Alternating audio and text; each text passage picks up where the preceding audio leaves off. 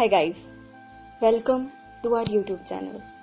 और आज जो कहानी मैं आपको सुनाने वाली हूँ उसका कोई नाम नहीं है, क्योंकि ये कहानी किसी नाम की मोहताज नहीं है। तो आइए शुरू करते हैं।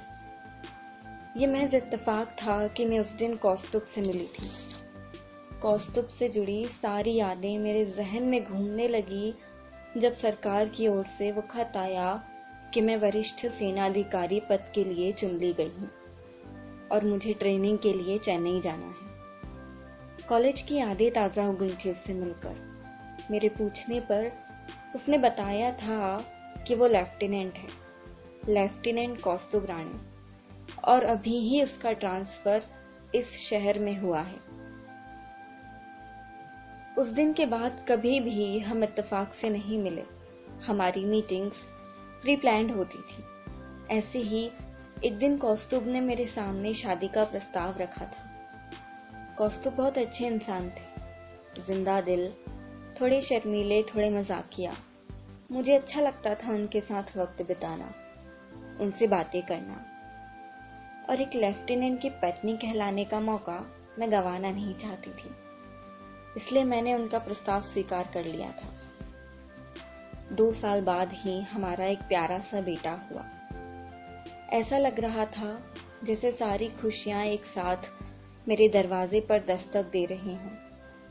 कौस्तुभ का प्रमोशन हुआ तो वो लेफ्टिनेंट से कैप्टन और कुछ सालों बाद कैप्टन से मेजर बन चुके थे। मेजर कौस्तुभ राणे। हमारा पूरा परिवार खुश था। पर शायद भगवान को ही ये खुशी नामंजूर थी। कुछ ही दिन बाद आर्मी कैंप से ये खबर आई कि कश्मीर में आतंकियों से मुठभेड़ में मेजर कौस्तुभ और 3 सिपाही शहीद हो गए हैं। हमारी खुशी मातम में बदल गई। मैं कौस्तुभ के शव के गले लगकर रोना चाहती थी, लेकिन मैं जानती थी कि कौस्तुभ मुझे या अपने 2 साल के बेटे को रोता बिलखता नहीं देख सकते थे। ऐसे में मैंने एक फैसला लिया कि मैं अपने पति के शौर्य की गाथा आगे बढ़ाऊंगी। मैंने सेना में भर्ती होने का फैसला किया।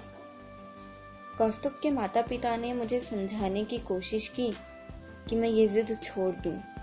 तब मैंने उन्हें अपने इस फैसले का कारण बताया कि मैं मेरे बेटे के सामने उसके पिता का आदर्श रखना चाहती हूँ।